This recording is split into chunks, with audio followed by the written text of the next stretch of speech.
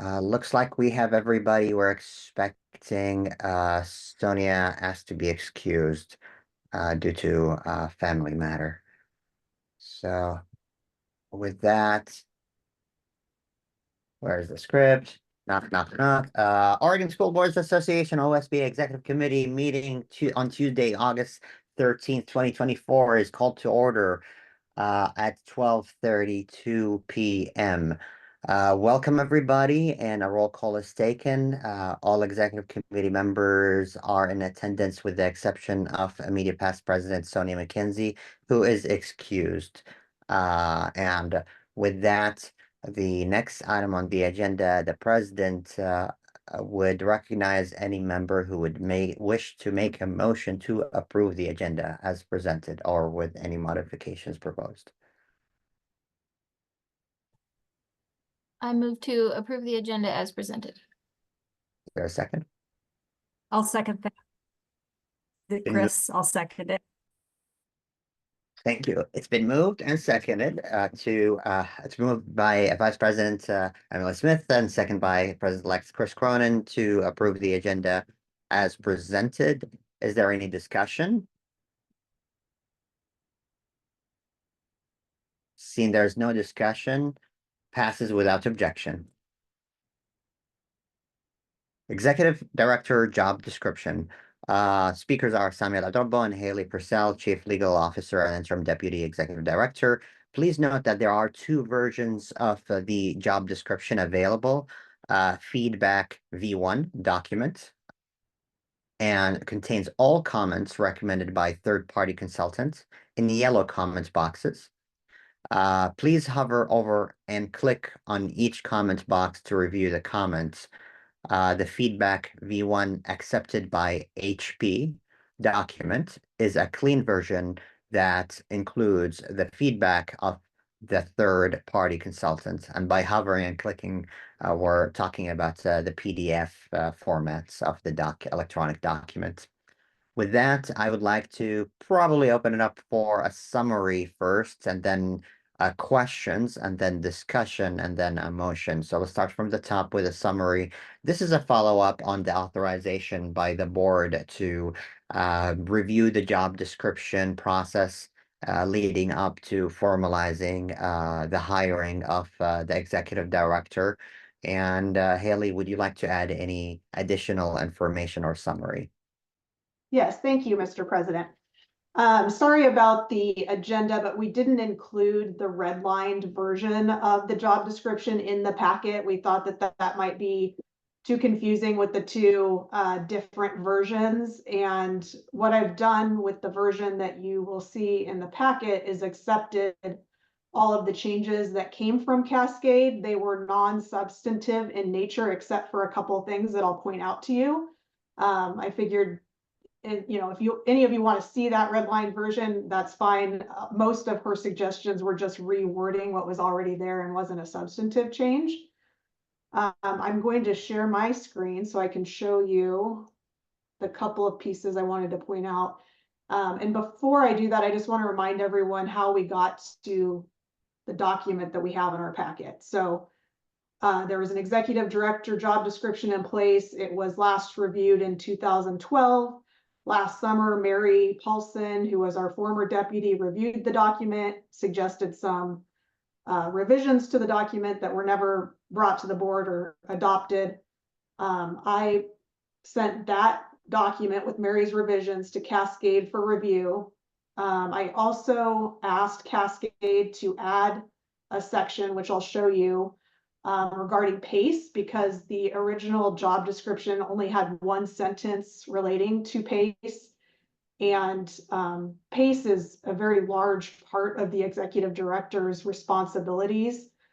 The PACE trust agreement requires the executive director of OSBA to administer the entire PACE program.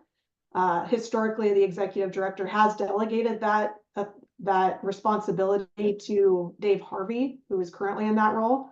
But ultimately, that responsibility is with the executive director in the PACE trust document and in the service agreement that OSBA has with PACE. And there's a number of responsibilities that the executive director has. So I asked Cascade to add those to the job description since they were missing. So I'm going to share my screen and just point out a couple of things here. Okay, can you see my position description? We can. Okay. So let's scroll down here. So here's the paragraph I was just talking about, PACE services. And all of the language in this section comes from either the PACE trust document or the service agreement between PACE and OSBA, and just lays out the responsibilities that are listed in those two documents for the executive director. I'm going to come back to this minimum job qualification section because this is a piece where you all need to make a decision. I didn't feel comfortable making the decision since this was a substantive issue that we needed to talk about. So we'll come back to that for a second. I just wanted to point out that at the end of this document, there is, I guess, a typo is what I could describe it as. The feedback from Cascade was inserted in here with the comment from Cascade, so it just needs to be removed. So I can clean that up. And there's another place where there's a period missing. So those types of things we'll clean up. I just got this back from Cascade on Friday, so had to try to make this clean over the weekend when we had our summer board conference. So we missed a couple of things there. And then bachelor's degree has the comma in the wrong space there, but we'll fix that as well. So I'm going to go to actually the redlined version so you can see what the original language was and what Mary suggested, and then Cascade's comment. So are you seeing the redline version now? We can. Okay, good. All right, so the purple language here is what was originally in the document: bachelor's degree or equivalent and at least 3 years successful leadership experience and or training or equivalent combination of education and experience.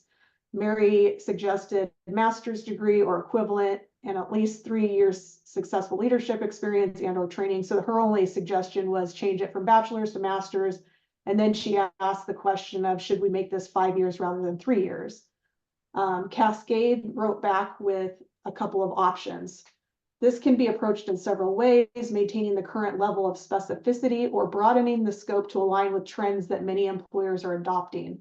So what she's saying there is you could require a specific type of degree, bachelor's or master's, or you could broaden the scope of who can be eligible for this position, which is kind of the industry trend and what we're trying to do internally at OSBA as well, where you have a minimum qualification that says, you know, bachelor's or master's degree or some sort of combination of experience that would make you qualified for the position. Some individuals don't have access to higher education yet, may have obtained on-the-job experience that would qualify you for such a position. And so that's what we've tried to do internally at OSBA. And that is one approach that you could take with respect to this position as well. And so what I did in my recommendation, and I'll go back to the language here, that this is what I kind of melded Mary's suggestions with what Cascade said, and said bachelor's degree, master's degree, or equivalent related professional experience, and at least 5 years successful leadership experience and or training or equivalent combination of education and experience, senior management experience required. So I kind of, I'm suggesting that we go with the more open approach. And again, that's going to be a decision for you all to make. Any of these choices that you make, the current executive director would meet those requirements. So this doesn't exclude the current choice. Any of the ones you choose. If you said a bachelor's degree is required or a master's degree is required, or you go with the language that I suggest, the current candidate would meet all of those 3 choices. So I'm going to stop sharing and turn it over to you all to discuss that choice you need to make, or I can answer any questions there might be. Yeah, how do you feel about we handle it as question specific to a specific change, one by one, and then we get into deliberate on topics one by one, and then, so it sounds good. Yeah. So with that, And I do have some questions too, but I'll hold up. So with that, do you want to maybe discuss specifics and then the entirety? So it's the first specific minimum description of qualifications, the degree and experience paragraph. Do you think that's a good start? Something to start with? Okay. Yes. And would you like me to share that language again? Let's do it, especially that I have a question about a comma. And I'm sorry, it's a very important comma. Um, so, board, committee, if that's okay, I'm gonna ask the first question just for, I'm one of the English Oxford, comma persons. So the way I read it, regardless of AP or English, Oxford, is that there are three criteria. If I would put them as a bullet point. The bullet point one is bachelor degree. The bullet point two, master's degree or equivalent related degree. And bullet point three, oh, sorry. Yeah, these are two bullet points, and there's an or between them. So just because master's degree or equivalent related degree is in the same uninterrupted commas, I think that will introduce a little bit of confusion, whether they are mutually exclusive or three different things. I think the intention, we're saying you either have a bachelor degree or you have a master's degree, or you have professional related experience. That's condition one. Condition two, at least 5 years. So my question is that the intention of Mary's and the consultant's recommendation? Yes. And to avoid that confusion, do you recommend we add any different punctuation to make it clear? If you think a comma would make it clearer, I'm happy to add that in. Honestly, I think two paragraphs will make it even better. Like one line paragraph about the degree versus experience, and then another one about the 5 years successful. That's my point, but I'll pause with that recommendation and let the committee members talk about the substance of it and also any comments about that. Chris. Thank you, Mr. President. And I apologize, I have to be off camera, that I'm sitting in the breakfast room of a hotel in Baker and the internet is pretty sketchy. So I guess my suggestion would be that we have at least a minimum of a bachelor's degree. Rather than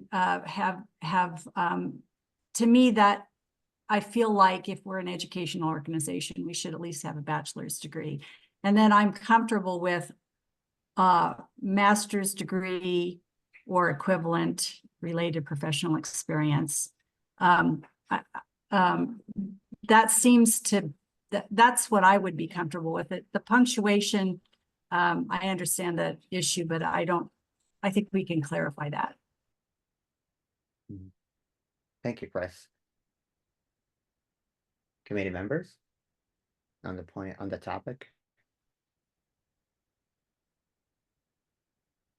Nothing from Don, nothing from Emily. So the recommendation now we have, or one recommendation we have is that we leave it either bachelor.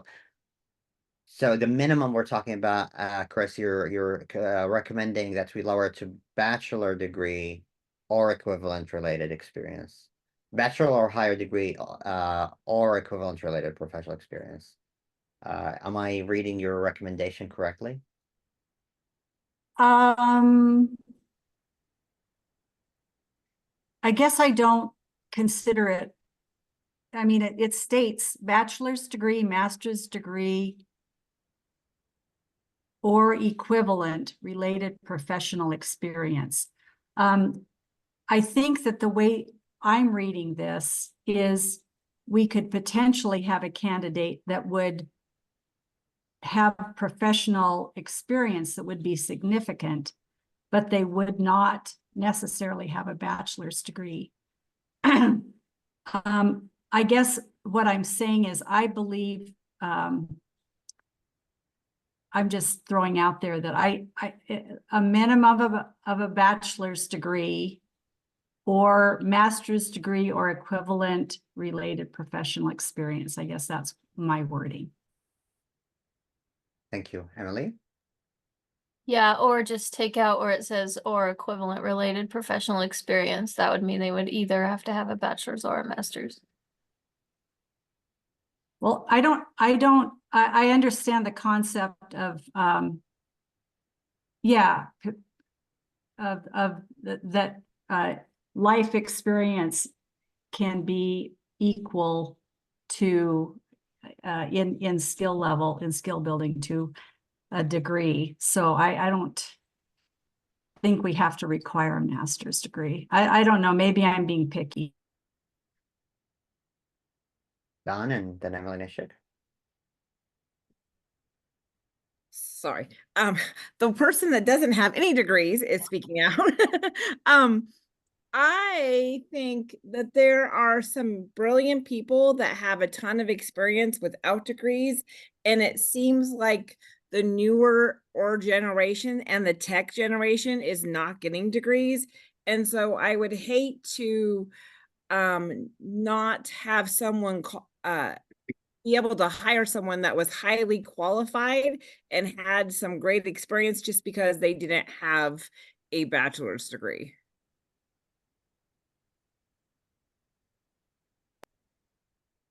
Thank you, Don. Emily? How I've seen this in other situations is you can increase the level of years required in experience and be explicit about that. So you could say 10 years required leadership experience or equivalent experience if you wanted to go that route. That's something that I've seen common where it still opens it up, but it is explicit that you need additional years of experience if you don't have the degree. Thank you, Emily. I was going to recommend that. So with permission from the committee, I want us to consider the following. Higher education degree and at least 5 years of successful leadership experience, or big or 10 years, 5 years of successful leadership experience without specifying the degree. So you have two pathways to be considered in this specific requirement. What do you think?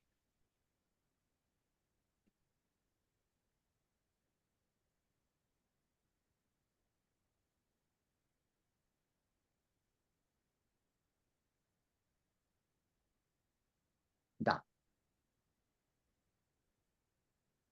So I'm just going to be devil's advocate on this. So if a person, so a bachelor's degree, from what I understand, the first 2 years are just your general studies.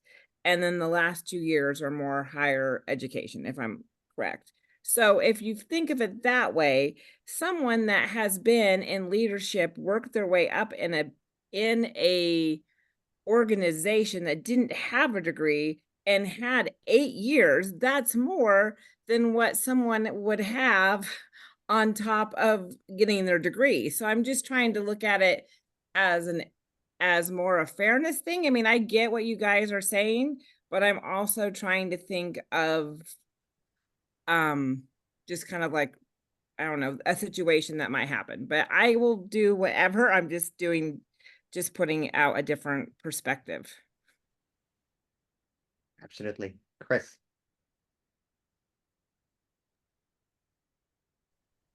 Thank you, Sammy. I can see that. I see that point. Again, I'll just reiterate kind of what I said before. I do think that if you're working in the field of education, and perhaps I'm somewhat biased, having just come from a higher education retreat and hearing that, all of that, but I think setting a director up for success, I think the acknowledgement of some kind of academic achievement, marked academic achievement is not too much to ask. And I do understand, to me, it's the best of both worlds. We're asking for experience and we're asking for the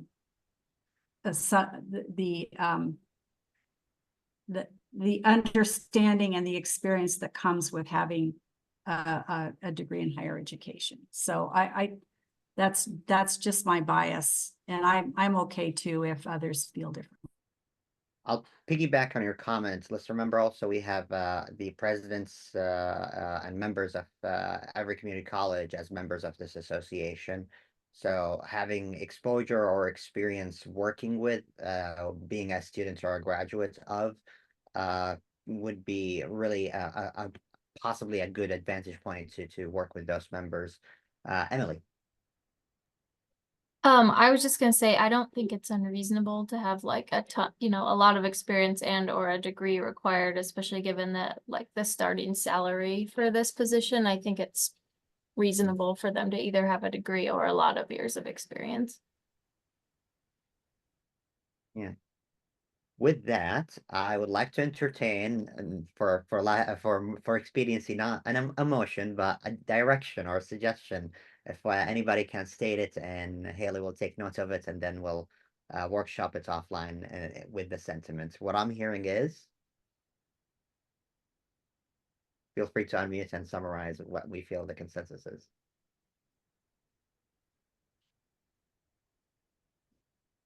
Anybody? Chris? Yeah, Sammy, yeah, so I don't, you stated it very well. I believe we need to wordsmith, but I believe that I would move that we describe the minimum job qualifications as a bachelor's degree with related professional experience and at least 5 years successful leadership, or how did we do that? Or I actually, I'm not saying it correctly. Never mind. I withdraw my motion because I think we need it written out. Haley, how do you feel you have good direction from the sentiment of this discussion where you can? I do. I feel like I feel like I know how to word this. That it I makes apologize. We got a lawyer in hand who can help us. Now let's go back to minimum job description as a overall arching umbrella. And I want to just look at it and say I want to say thank you for the consultants for the suggestion. Understanding profit and loss and budget. So the last suggestion there was really important. And in that sentiment, I think one thing I've seen with my experiences with executive directors, superintendents, incoming and seasoned, is an incoming executive director to a new organization having the experience to work with boards of directors, whether directly or indirectly, as someone who provides reports to them or interacted with them in one capacity or another. I feel it's just so huge and so important. Not only the official understanding of what the board does, but also the nuances of how to navigate board of directors, how to work with the presidents, executive committee, etc. How to work with individual members. I'm not sure if I see it captured here as a minimum. And frankly, I think it should be as a minimum. We could be an entryway for an executive director who have never been an executive director before, or never been a CEO or superintendent before. But I would say at the least they worked with those boards of directors, whether elected, nonprofit, or corporate. I don't see it captured here. I see the ones who are successful are usually possess that minimum experience. With that, I would like to ask if that is a consideration for the executive committee that we should be adding.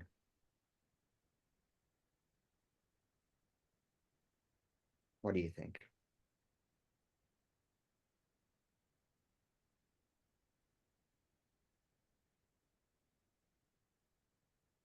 Give me thumbs up, thumbs down, or let's discuss.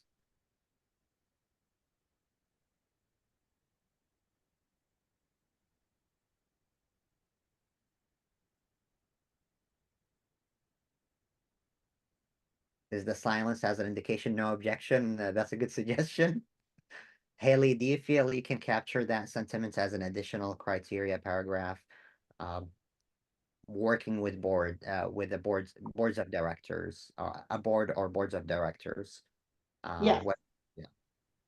Prior experience working with board of directors, something along those lines. Correct, correct. And in a way that captures like, hey, you could be a deputy superintendent, or you could be a department director who have sat with and worked with boards on with their committees or whatever. Or it could be SEO, but something that's broad enough to capture that sentiment. Chris. Yeah, I agree. I think that's a good addition, Sammy. I'm glad you thought about that. And so I concur, and I also agree with the final line here moving, and maybe I'm moving on too fast about referring to knowledge of budget and finance. Both good points. I think we should have both of them. Yep. And the current candidate meets that minimum experience, whether from a prior job or the last 12 months, very effectively and successfully. Any other comments on minimum requirements?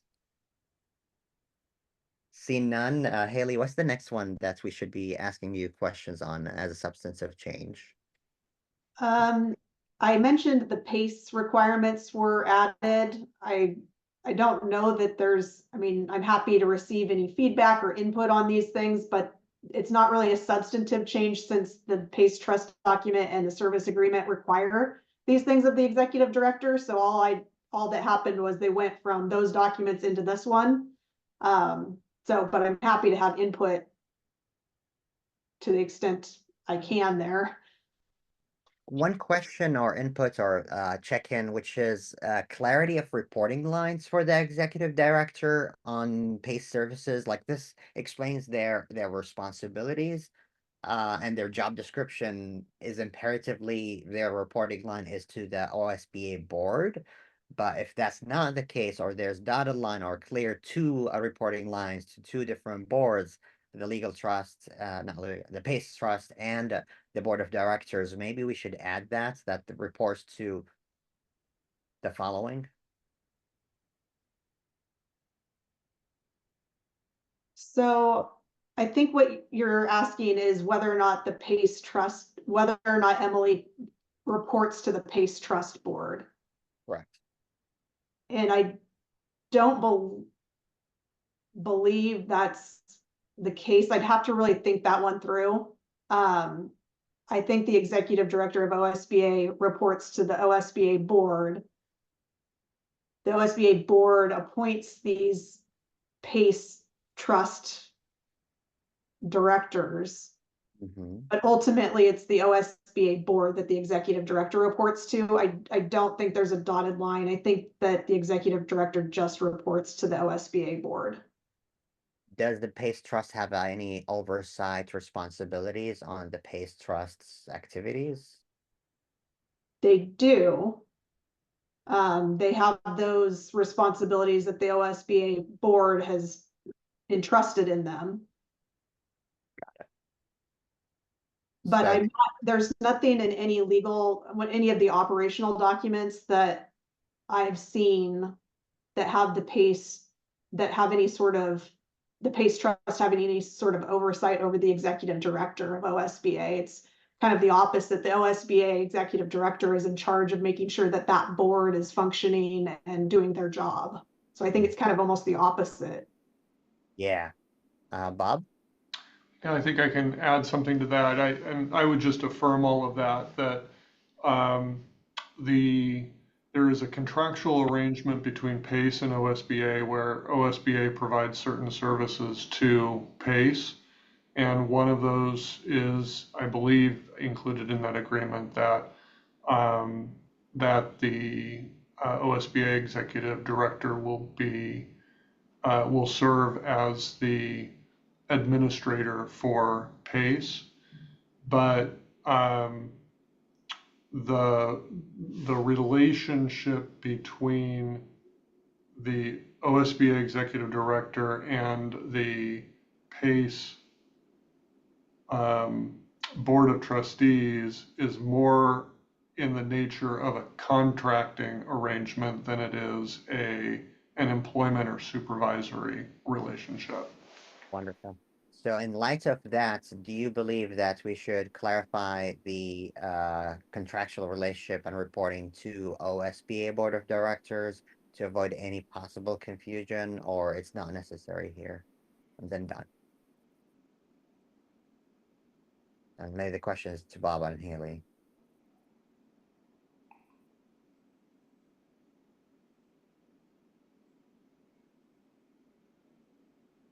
I mean, in the totality of the document, I think that it's clear that the OSBA executive director reports to the OSBA board, and this is just one of their responsibilities listed here.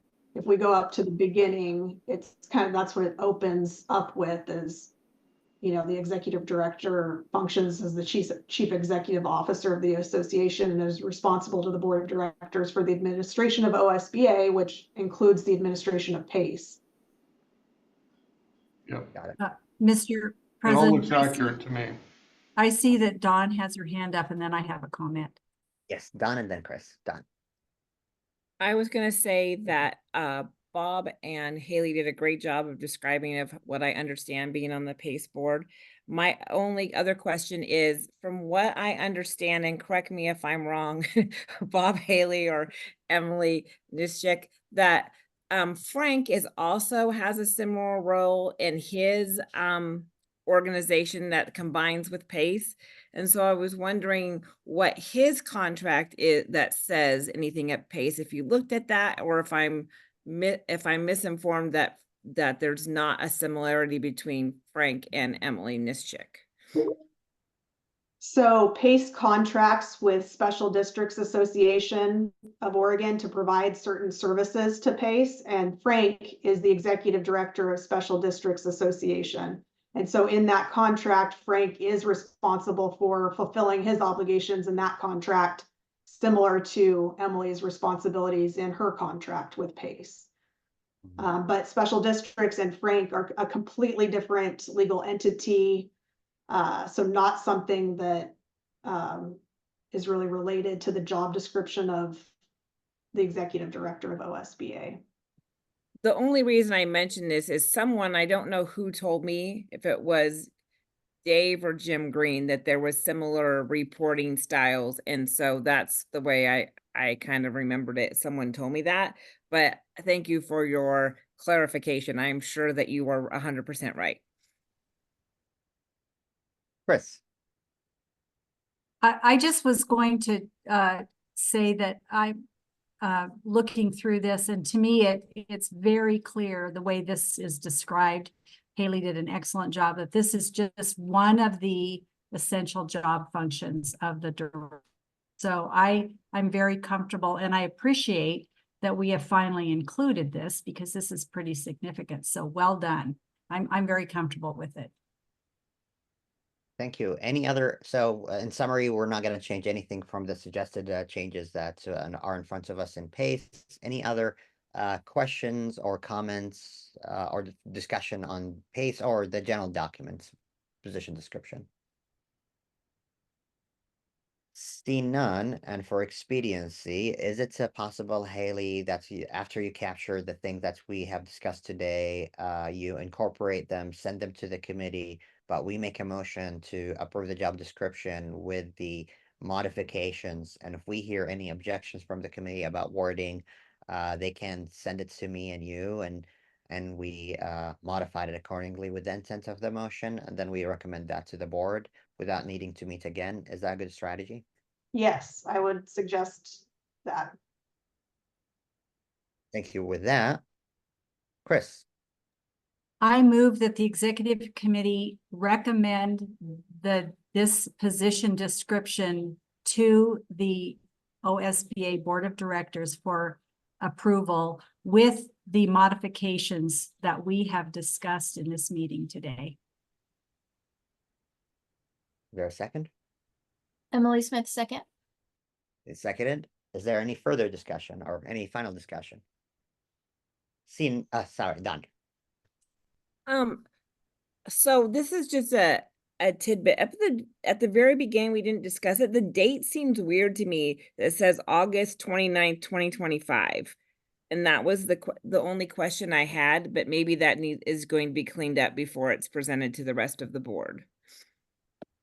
So the date is the date of our special meeting where I'm hoping that the full board will be approving this job description. And so that would become the last revised date, but I can change that if that's confusing. It says 2025 and Oh, that was sorry. next year. Okay, That's yes, why I was confused. yes, I will change that to 2024. Okay, thank you. Without objection, the 25 will be changed to 24. Thank you, Don. Any other discussion or amendments? See none. The job description, the motion that was moved and amended without objection passes unanimously. Awesome, thank you. And thanks, Haley, for the work on it. Next item on agenda is Executive Director salary range. Haley. Thank you. Okay, so I'm not going to be able to provide as much input into this, but I can show you what we gathered and I can tell you about the process that Sammy and I went to get the information that I'm going to be providing to you. So Sammy reached out to the National School Boards Association and asked them for data for their executive, what they had collected from executive directors across the country. The last survey that the National School Boards Association had was from 2022, and they had 2 examples of executive directors that fall into the budget classification like OSBA, so a budget of over 7.5 million. We only had 2 examples from that 2020 data. I redacted the state names because this data that was provided to NSBA was done so in confidence. NSBA is not a public entity, and so they ensured the executive directors that if they provided this information to NSBA, they would keep it confidential. And since this is a public meeting, I redacted those state names to try to protect the confidentiality of this data. If any of you want to know what the states are, feel free to reach out to me and I can share that with you. But these are the 2 from the 2022 data that they had. So that was 2 years ago now. One has the annual salary of $263,190 and the other one is $250. I assume that those positions are paid more now because that was 2 years ago, but I don't have that information. This is the only information that the most up-to-date information NSBA had for us. So we took that information and we reached out to, actually I reached out to 4 different places to get a quote on how much they would charge for a salary analysis. I reached out to Melissa Olam, who has done a couple of our last deputy searches and did the last executive director search for OSBA. She does not do salary analysis and job descriptions, so she said, sorry, I can't help you. I reached out to, I want to say it's Corn Ferry. I always forget the exact name of it. They didn't respond to my inquiry. Bob suggested I reach out to Boley Welch. So I reached out to them and they gave us a quote. And then I reached out to Cascade Employers and they gave us a quote. Cascade Employers was the most cost-effective option that we received. It was half the price as Boley Welch. Cascade is also the entity that we use for the other job descriptions at OSBA. So in consultation with Sammy and Chris, we decided to go with Cascade for the salary analysis. So I reached out to them. I provided them with this information that Sammy had collected from NSBA, and they gave me a report back with this data. And so this first line, and I'll do my best to explain this. This is obviously not my area of expertise, but I spoke to the person that did this for us and tried to get a better understanding of what this all means. So the first line there, 164 to 259, is a compilation of a variety of different sources that they use. There's a asterisk there, and at the bottom you can see salary survey sources utilized, comp data, economic research institution, national EAA, executive report, pay factors, and MBL. So those are the different resources that they have to do searches for comparable jobs. And so they take all of the data from those different places and put the raw data in this first line that shows you the estimated low, and the estimated high. And it sounds like a pretty interesting process. I mean, they put the search criteria in, but then they do some manual, they go through and manually kind of select which ones seem the most comparable. The market salary range is another analysis they do to kind of get it into a range that they think is a market range for our area in Oregon. And then that last line, market bonus, that's kind of the going rate is how they described it to me, of bonus programs for executive directors in similar organizations, 12% of salary. So the other entities that they looked at obviously are different than OSBA. OSBA is very unique. And even when I was looking at some job descriptions from other state associations, and, you know, kind of when you go to conferences and start speaking with other state associations, you realize that they're all unique and offer different services. One of the things that's unique about, or two of the things that are unique about our state association, is that we run a liability insurance pool, PACE, which we just talked about, that insures almost all of the public schools in Oregon, which is a pretty large undertaking and very big responsibility. We also have a very large internal legal department, which most state associations don't have. So, and then in state, there aren't a lot of comparable organizations. So this is the data we got from Cascade. This is the data that we got from NSBA. It's your job now to come up with some sort of salary schedule or salary range for this position. And I'm happy to try to answer any other questions you might have about this. Thank you, Haley. And maybe I'll start with the overview of path forward, just so our committee members have the picture. Whatever salary range the committee will propose, will recommend for adoption, will go for the full board for consideration, and then for approval and adoption. And after that, that salary range will be attached to the job description.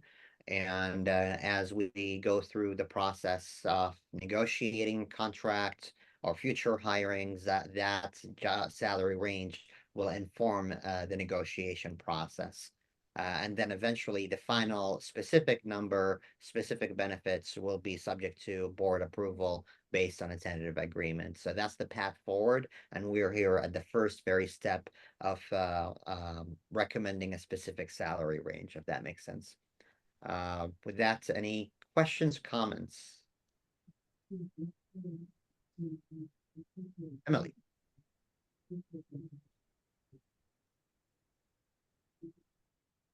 Never mind.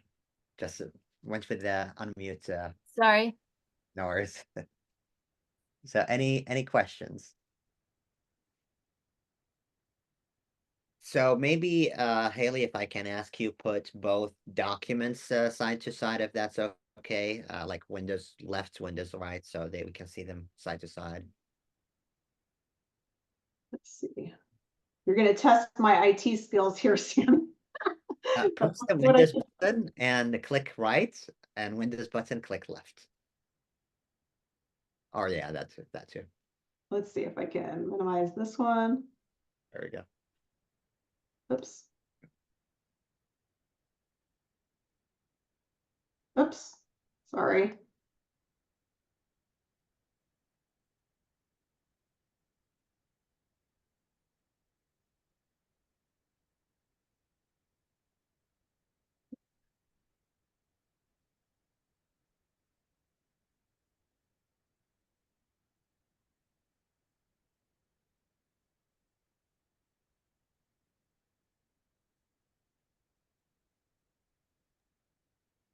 So Haley, Yes. in your PDF that's from Cascade Employment, Yes. there's the main document and then a slide bar and then a little teeny bar and there's a little arrow in the middle. If you click on that little arrow, one little bar over and about 2 inches down, and there's a little arrow there to the left of organized pages. It's a little gray arrow. Yep. If you do that, it'll get rid of your tools. Okay, We don't need the tools. all right. Thank you.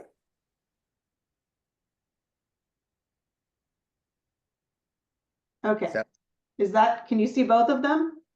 I can. Okay. Yes, we can. It looks fine. I'm impressed. Very, very nicely done. I would be screaming in panic right now. So the way I see a team, that's the Cascades comparison is more comprehensive, and the NSBA, while they actually consider the NSBA data, validates the range or give us two sample points that are within the range. That's how I see it, but the one on the left side is way more comprehensive. There might be some additional elements there for consideration, but with that, I want to open it up. Any discussion, direction from the committee? We have Chris, then Emily. Chris. Yeah, I would just, I agree completely. I think the Cascade, since it took into consideration the NSBA, I think that the Cascade one is the one that we should present to the board, and that simplifies the discussion. And I'm comfortable with this. I'm looking forward though to Emily and Dawn's comments. With that, Emily. I was just gonna say the same thing. I think I feel very comfortable with the Cascade suggestion or range or whatever. So Done. I feel comfortable with that range as well. However, this is kind of outside the box when we're having discussion with the whole board. I think some of the bigger districts up north, no offense, I'm not saying that in a negative way, they pay their superintendents more than some of the smaller districts. So I think that sometimes people will be looking at things dependent on their location and not maybe what's dependent statewide, if that makes sense. So that might be something that we may think of if someone's like, holy smokes. I think it's different. Does that make sense?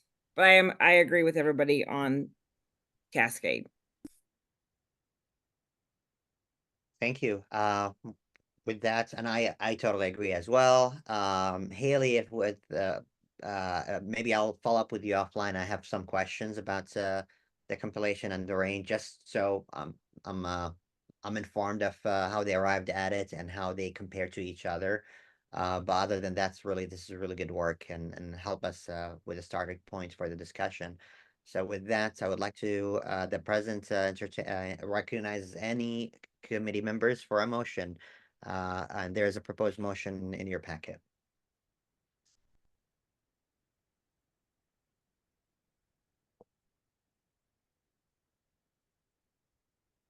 Page 1.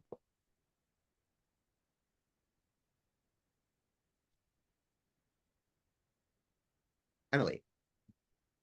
I move to recommend the salary range obtained from Cascade employers for adoption by the OSBA Board of Directors. Is there a second? Is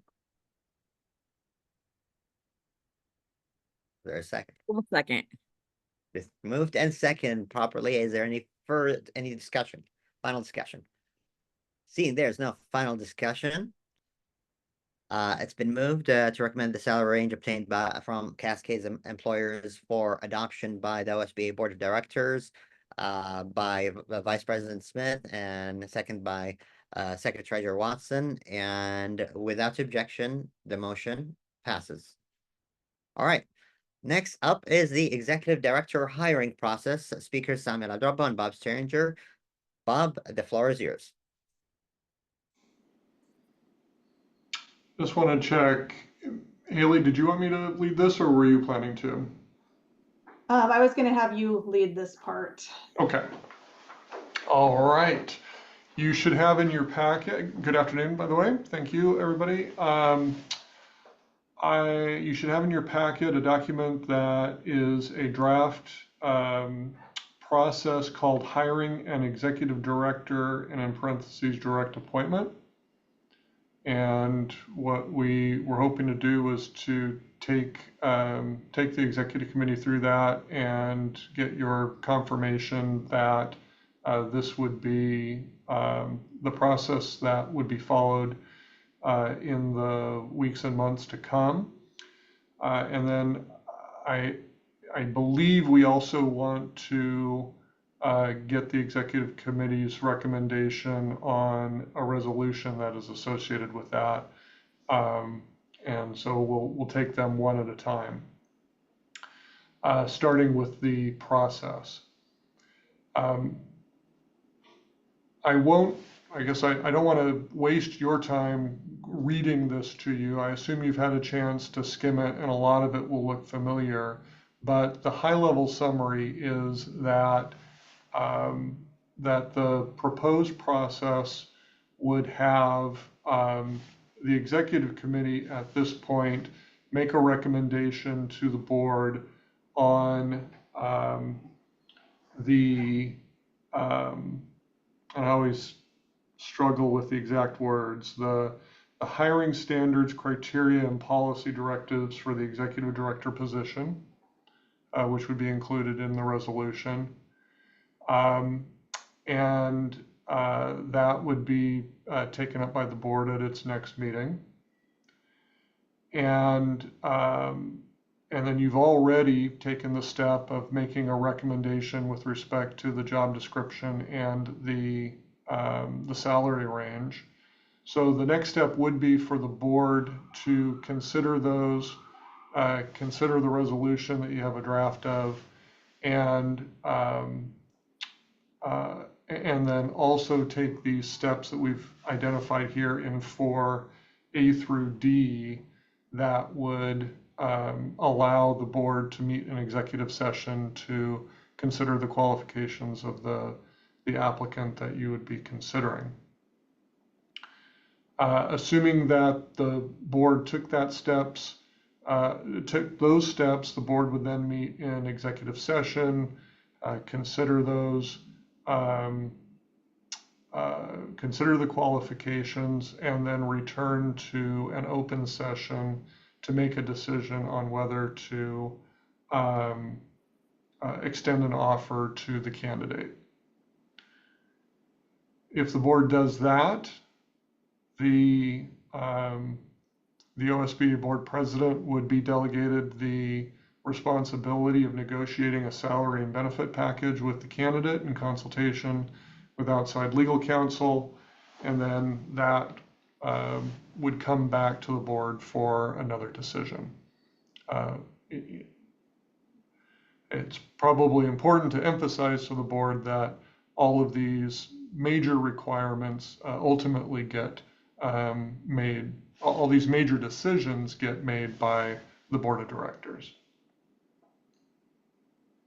So let me stop and ask whether anybody has any questions about the process before we look at the proposed resolution. I don't see hands up. Okay. If there's a hand up, sorry, Chris. Yeah, I apologize. I didn't have a chance because of my other meetings to really look at this ahead of time. So the interim, when the board approves the salary and the employment or the position description, can the board then, it says moves to advertise? So there needs to be a period of time in between one and the other, and the board can immediately then move to hire. Is that correct? Yeah. Can you talk about the time frame a little bit more? You bet. So you might recall at the last board meeting, I hope I'm remembering this correctly, the board was asked to and did pass a resolution announcing the vacancy. And the reason we did that was to comply with 4A in this document. So that is already done. Right. And so there won't be a need to do that now in order to have the executive session that I expect the board will have at its next meeting. Haley, clarification? I just wanted to let you know that I did post this job or this advertisement on our OSBA main website page. So that's been there since that last meeting where you all told me to do that. So I think we've met that item. Yeah. Yeah.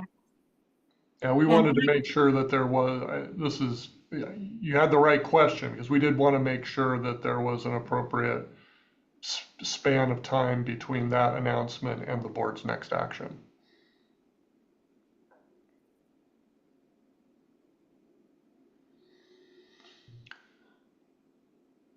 Yeah, that was what I was thinking. Okay. Any other questions before we look at the resolution?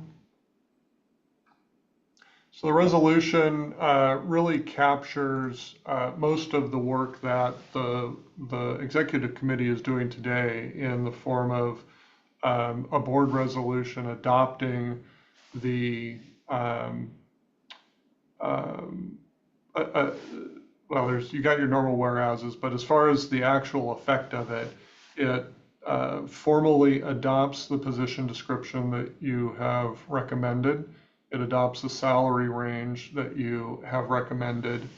And then it adopts the hiring standards, criteria, and policy directives in connection with the hiring of the executive director. Once all, and this is something that the board will want to take up before it goes into executive session, and it needs to take these steps in an open session.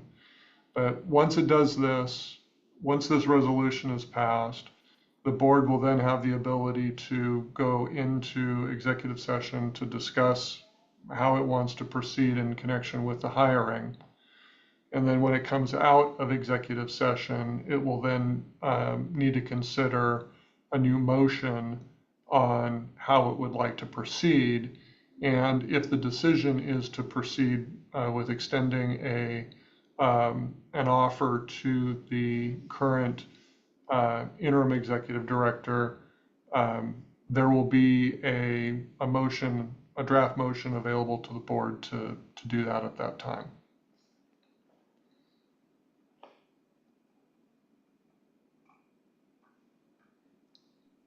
Any Bob. questions about that?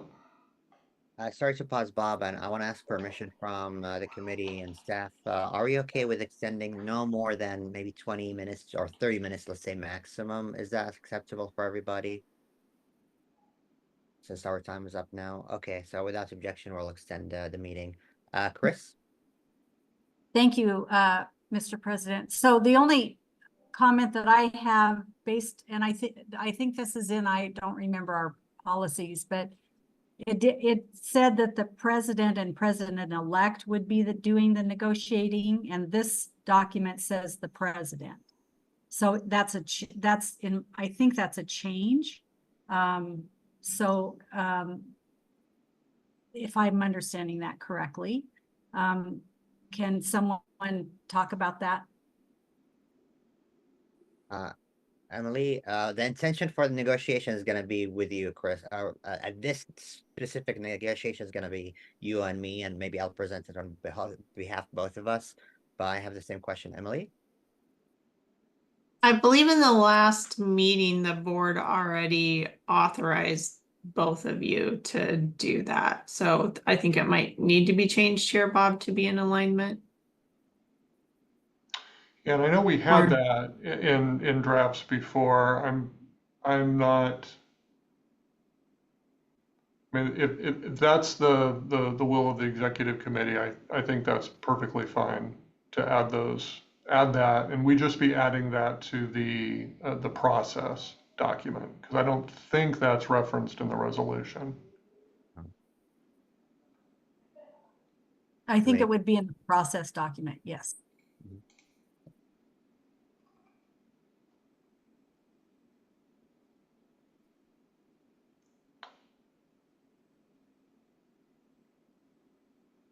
I'm thinking out loud. I think I like that. And is there, maybe we need to cross that bridge when the board will need to cross it, Bob. But when we specify two people, let's say 20 years from now, the one of these two Well, the president-elect, because the president is automatically designated to president-elect in bylaws. Is there any designee kind of a wording that's keeps it as two committee members if one of them is unable to do the negotiation? Yeah, I think what you would need to do in those circumstances would just, you would just have the board make a different decision. It can revise the process if it wants to in advance, or it can make a different decision to account for the reality of the situation at the time. Agreed. Thank you.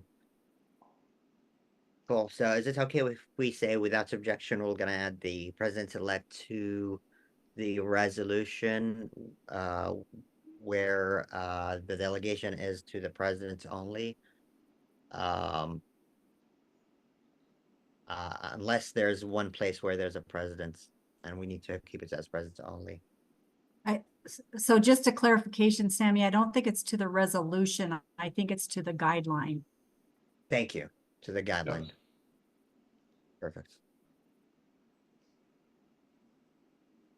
Well, except 8, because it's gonna be one signatory.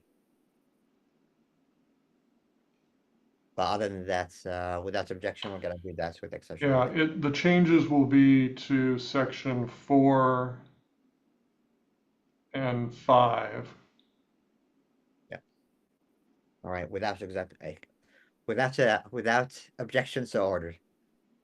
Any other questions, comments, discussion?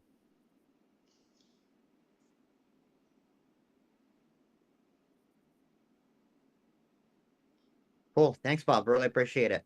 I think housekeeping thing, I want to avoid confusion, but also I want to memorialize this document in context. When I see this, if I pull it up, I want to make sure people know that there's other processes, and we're here specifically about direct appointment, and that's not the only hiring process. While it says that in the cover letter, or not cover letter, in the first line, if someone wants to refer to the other processes of interim, acting, or open search, they can refer to the other processes. So may I recommend that we would have maybe a cover letter that summarizes all processes and add, this is the one that we're talking about, that we're moving to adopt, given the recent decision of the board. Does that make sense? Yes, we can figure that out so that it makes sense when it goes to the full board. Is that what you're asking? Yeah, when it goes to the full board and it becomes part of the memorialized packet, if someone looks for our processes because they're not published in our policies, they know that there's 4 or 5 things. And now we're at this stage of our hiring process, we are using this process. We can do that, yeah. Any objection to that from the committee? See none, we'll do that. Next item on the agenda. Oh, we need a motion? We do. So before we move next item on the agenda, there is a motion in under line item 5 on the first first document. Is there anyone who would like to be recognized for a motion?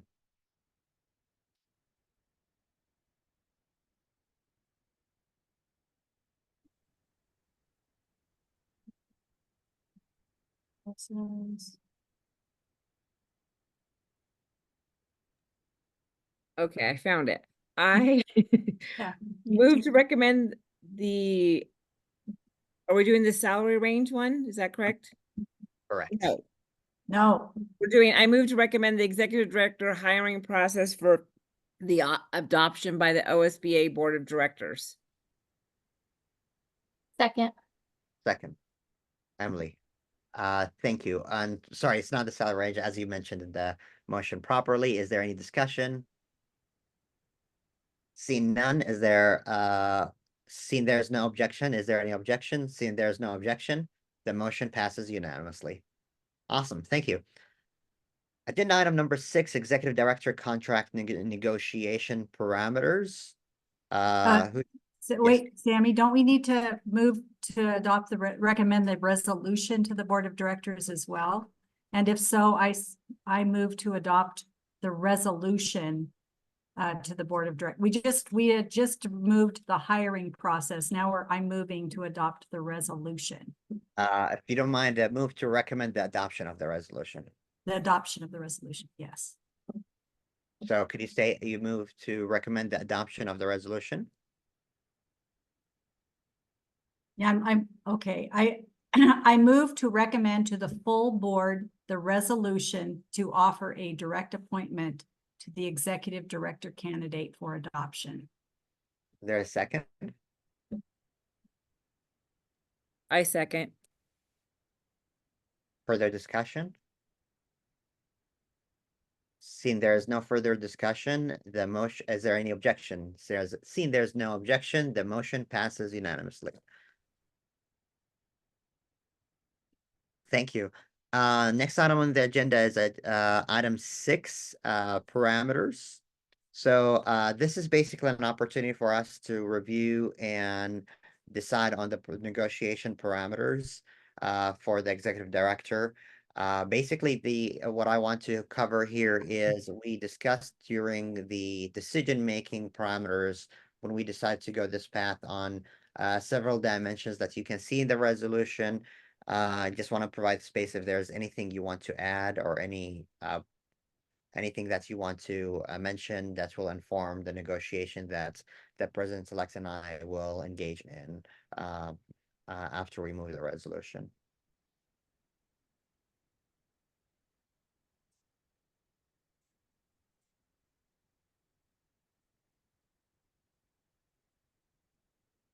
See none, I feel I have a clear direction from the committee, and we'll engage in negotiation that will yield into a tentative agreement for the board agreement and signing. Next item on the agenda is a resolution to offer a direct appointment to the executive director candidate. Oh, wait, that's And I apologize. Yeah, we just voted on that. I apologize. I'm flipping back and forth. And Bob did talk about the resolution. I was assuming we were doing both at the same time. I'm sorry. I apologize for skipping ahead in the agenda. You're good. I think probably it's me. I'm not following that too. So anyways, now we are at number 8, Roman numerals. Review September Board of Directors meeting agenda. In front of you is the meeting agenda for September, the retreat. This is standard agenda for what we usually do in our retreats, but in addition to it, some intentionality on where we are in the year and where we're headed, and making sure that we review all reports from committees and ex officios. So if you're part of a committee, please encourage them to file in their reports on time. We will have the election of officers, which we will vote on the process of soon, appointments, and review the roadshow, and so on. So I want to give you a moment here to discuss if there's any questions you have about the agenda as you see it. And we will have team building activity as well. Don? I was confused. I have to sorry, I usually print out my agenda and I did not, and I'm on my laptop, so I have to go back and forth. On item number H, it says OSBA 2023 election candidates. I'm not sure what that discussion is about, or I'm just kind of confused on that one.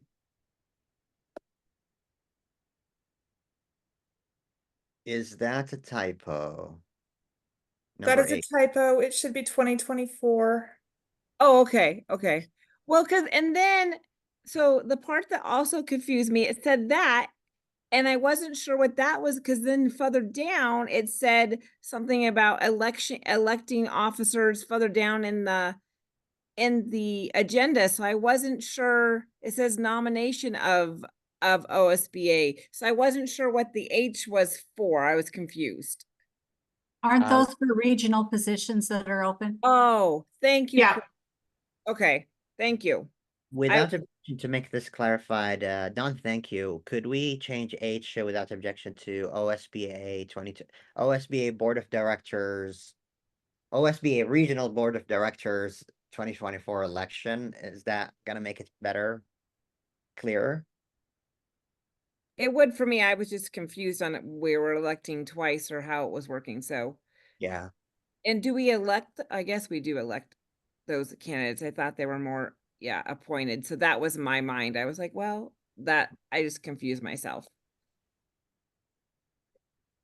And Linnell and Emily, I believe H is just informational for us to review the applications of those candidates. The president-elect, and as an election officer, will present those for the membership to vote on the ballot. So as a board members, this is a synonymous of a report for us to be aware of who are the candidates. Am I right with all of that? Yes, I believe that's an item of the consent agenda. I can't see it. Let me pull it up on my other. It is, that's correct. Yeah. So it'll just be for information there. And I figured once we had the packet, it would make more sense, but it didn't make sense to me without the additional information, which I'm sure we're going to get. So thank you for letting me clarify that. But we can make that change, Dawn. And my apologies, this really should have had a draft watermark on it because it is a draft. Linnell, you're doing great. I sometimes confuse myself, so thank you. Thank you. Just want to put that publicly. Several board members reached out to me and said any board resolutions to the full membership is something that we would like to have a robust conversation. Let's not have it as part of the consent agenda. So you can see that we have intentionally put it part of Saturday's 9 a.m. meeting. We will see board resolutions to membership. It's not consent agenda. It is standalone items. So if any board member asks you that question, you can relay that to them as well. Each item here, the governance changes, or the membership dues ask, or the LGBTQIS2 plus 2S plus caucus status will be discussion items that we will discuss as a standalone agenda item with time allocated for deliberation and discussion. And with that, for number C, the committee recently moved to ask the board of directors for to pass a resolution to ask the membership for our caucus. They met during the last weekend. So, anything else about the agenda? The only other thing that I would add, Mr. President, is that we have continued to engage with Salam Noor. So he will be doing the goal setting with us on Sunday, which will get us back on track with our normal schedule of starting the goal setting process at the retreat and then improving the goals in January. Thank you. That's great. So prior to the meeting, I'm hoping to share a report, a summary of the progress that we have made and summary of the actions that we have made. I was thinking about putting it as a report, but probably I'll just put it as an email. There is so much work that we have done, and I want to really acknowledge that work and the steps that we have taken in the past years. So be on the lookout for that, and I'm hoping it's really helped us to set the tone on like what did we accomplish, what did we do, and what's ahead of us. There's lots of good work that's happening, and I want to really acknowledge it and make sure board members can reflect on that as we enter to the retreat. With that, I believe the agenda needs to be voted on. Is that correct? No? We don't typically. Okay. All right. So next item is review of OSBA process of nomination and election of OSBA officers. Emily? Yeah, thank you, Mr. President. So this is a process, so it won't actually need to be voted on. It's more administrative, but Linnell has gathered the information on taking into account both our bylaws and past practice with how the nomination and election of officers has gone, and then also reviewing that against Robert's rules to put it down on a document. We could not find any documented process that has been used in the past. And so that is what this document is that's in front of you, and it just kind of outlines how that process will go in September. The biggest change here is, I believe, at least the one that I was a part of, was when a position was contested, and this is for the president-elect, the vice president, and the secretary treasurer. When the position was contested, we came back on Sunday and finished the vote. And this process has it all happening within the same night. So if a position is contested, the candidates will have 2 minutes to speak, and then we will use a paper ballot for voting. But it would all happen on Friday night and complete the process, so we wouldn't come back to it on Sunday. So that is the biggest change, and that is from Robert's rules and kind of following that process that has been laid out. Any questions on this? Otherwise, it's the presiding officer as it has been in the past, and it's pretty straightforward, but it does just clarify that we'll use a paper vote or a paper ballot if there is a contested position. Emily? Thank you. I think that's a good idea because it was stressful to wait all the way until Sunday. But also if people are attending on Zoom, like, will they be able to vote, or how does that work? But we are still working out the details of a hybrid meeting that would be effective, but we would have the ability for them to vote. And I think probably what I'm leaning towards for the meeting is for the business sections of the meeting. So Friday night and Saturday morning, we would have a hybrid option. I think it's going to be a little bit harder with the goal setting to have that be effective and kind of trying to bring people into that space. Those are really designed for in-person, but we will work on having the ability for them to vote online if they are attending. Chris? Well, you know, Emily, you just said something that I was thinking about, and have you brought it to mind. I agree that it feels like when we're trying to do some of the sessions with Salam and those type of highly interactive sessions where we're working in a facilitated setting. Is there a way that we could just say that will not be available by hybrid? Because I feel like it just doesn't really work. And I even noticed with our LPC, and Dawn, you're a hero for what you're trying to do there, but I feel like that unless we're all in that setting, yeah, it doesn't work very well for most to be present, but a few not. And I wonder if we can make a policy or make it known or change that when we have those sessions, they will not be hybrid. Yeah, that's Those types kind of like the more workshop piece of it. Yeah. I do feel like we need to make the business section of the meeting, and that's more straightforward available, but it is really challenging to make and so then you have to adapt it for the room, and so then it's kind of watered down on both. It's not a good experience for either group, I think. Emily? Thank you. Back to the election process, I see at the bottom where it says it's possible to count ballots and announce between each position vote. So like we would do, say, president-elect first and then count the votes and say who that is, and then move to vice president and then count the votes and then go to secretary treasurer. Is that right? Yes. Okay, cool. Thank you. My question was about the voting too. If the people online are going to vote, which I'm not sure we've decided that or not, and then if everyone else has written, I don't know if that's going to be fair that the online people's vote would be public record, because unless you stop recording it or something, I could have it up on my screen and watch who was voting, which wouldn't be, so I'm just kind of concerned about that process a little bit. I share yours. It's not gonna be fully secret ballot for those participating online.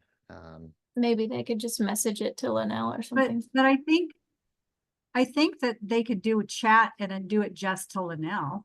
That would you- be as confidential as any other. Thank Sorry. you. Sorry, Chris, to interrupt. I have two legal counsels raising their hands, so Haley and then Bob. Maybe Bob was gonna say the same thing, but I don't believe we can have a secret ballot. This is a public entity, and so even if you're writing your vote down on a piece of paper, that's gonna be a public record. Bob, you concur? Yeah, agreed. And just on a similar note, in this discussion about participation in a hybrid format, I don't want to assume that you were planning to do one thing or another, but I do want to remind you that even if you decide that participation will be limited to individuals in the room, if it is a public meeting, you'll need to provide remote access to it so the public can view it, which presumably your board members would also be able to use. And so what I mostly want to say is don't forget the remote option, even if you've decided that the board members only the board members in the room are going to be participating. Sorry, I cut you, Chris. Back to you if there's any further thoughts.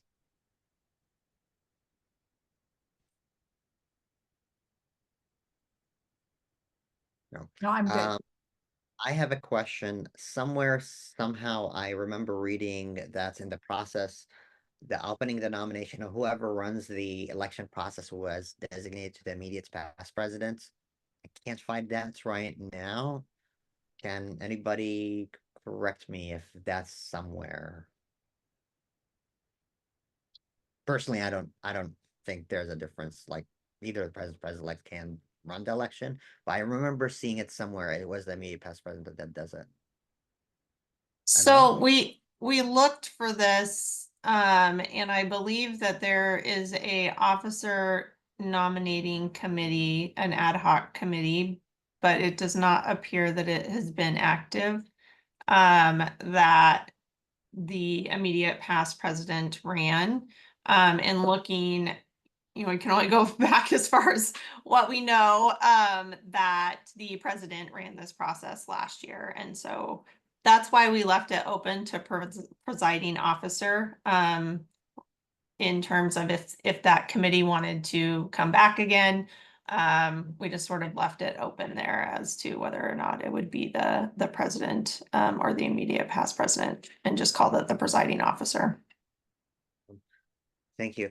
On that note, doesn't need to be on this process, but traditionally we have like a virtual coffee for any possible potential candidates who wants to attend that coffee with the executive committee. So we would hold a meeting as executive committee, and anyone wants to come in and we talk about our responsibilities, answer any questions about capacity and involvement. So I would say probably let's do something like that, and we don't necessarily need to put it as part of the process. It's an informal way for folks to ask questions and express interest, and it's not a requirement to be nominated, if that makes sense. Don? Did we do that last year? Yeah, every year. Oh, because I was never aware of that option and I didn't show up. So, and I was still nominated. I'm just saying. It was like before another meeting we had or something. I can't remember. It was very laid back. That's fine. I just didn't remember the process at all. I'm forgetful. All right, any other questions, comments? All right, seeing none, what is next? OSBA Board of Directors, we have 4 minutes. should we extend further or should we postpone several items that I see here? I'm good to keep going. Good to keep going too. Don, you're good. Staff, council, Chris? Keep going?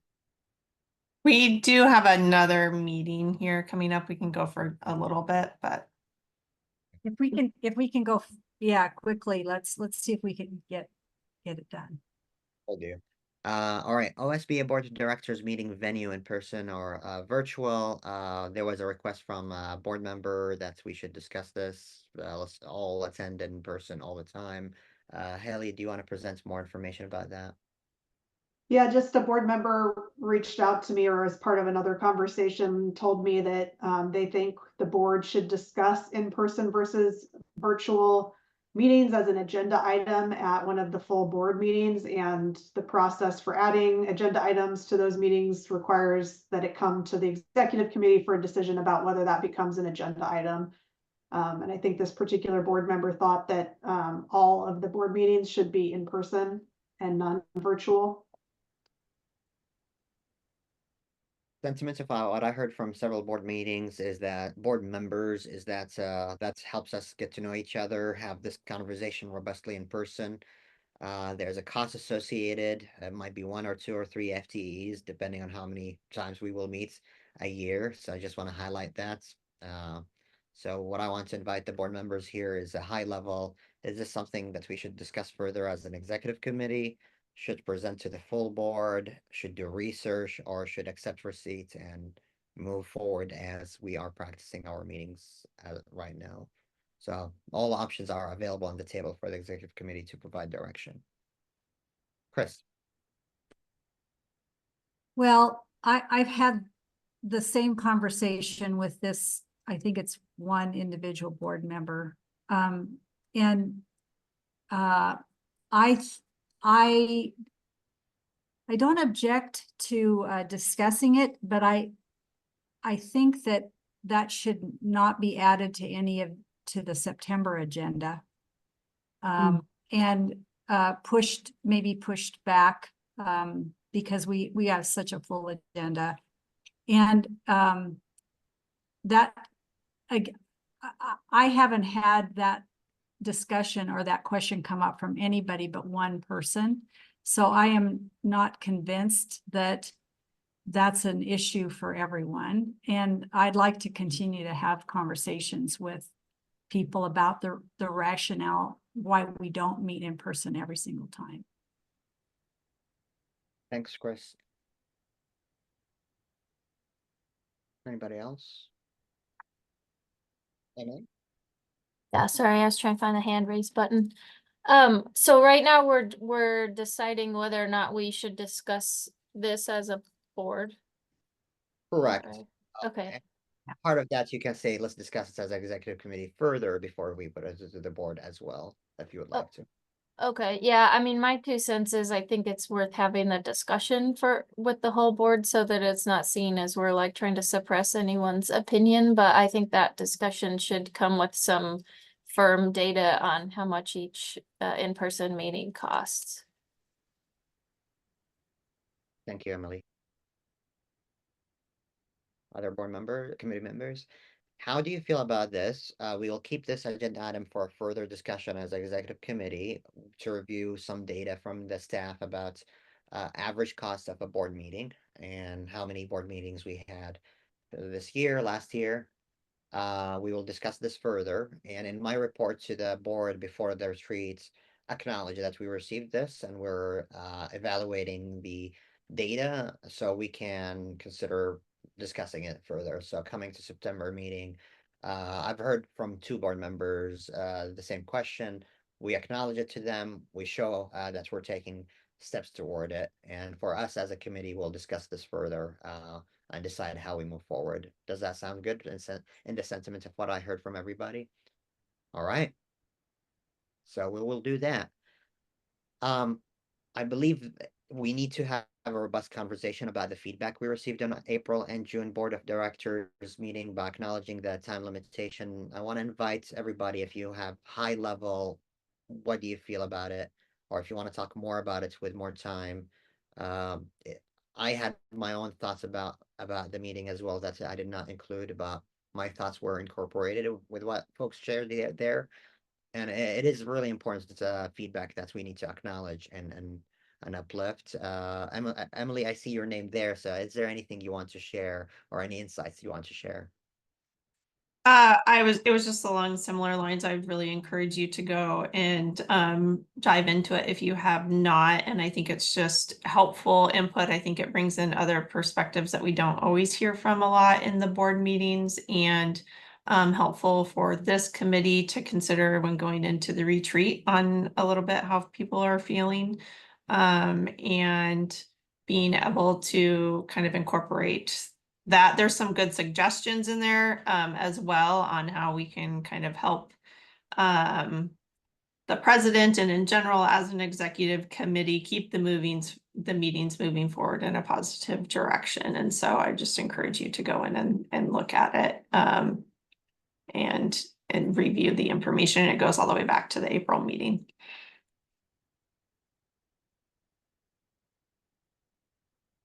Thank you, Emily. Really appreciate it. Team, any further comments about it or any comments?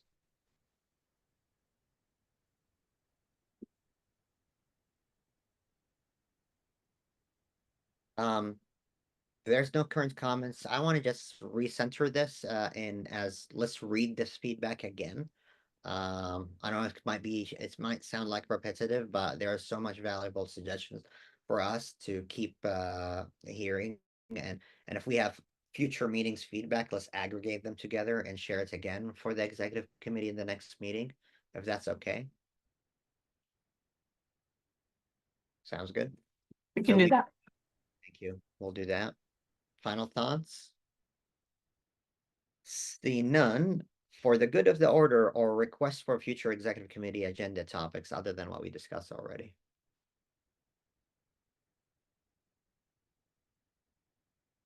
Going once, going twice. I have just a quick question. Because I'm sorry, is that meeting feedback included in our packet today? Okay, I'll have a chance. I'm sorry, I wasn't able to get all of it. The internet here is just ridiculous, so I will look at that. Thank you. No worries. Yeah, it's in the last 6 pages of the packet. Thank you. No worries. Thank you, Chris. And team, thank you very much. I think if there's nothing for the good of the order, we are adjourned.